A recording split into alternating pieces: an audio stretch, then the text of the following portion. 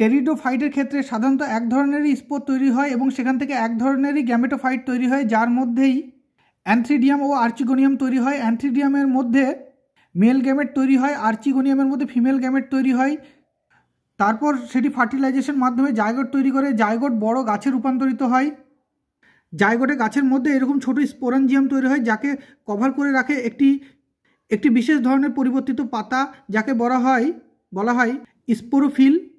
অনেকগুলো স্পোরাঞ্জিয়াম এবং স্পোরোফিল মিলে অনেকটি লম্বা নলাকার অংশ গঠন করে, যেটিকে বলা হয় কোন।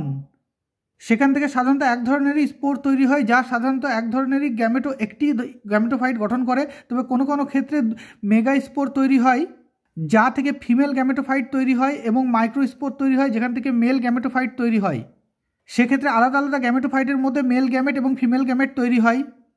টেরিডোফাইটে গ্যামেটোফাইটগুলি আকৃতি খুব ছোট হয়, কখনো এটা সালেক সংশ্লেষ করতে পারে, কখনো কখনো এটা নিজে থেকে সালেক সংশ্লেষ করতে পারে না।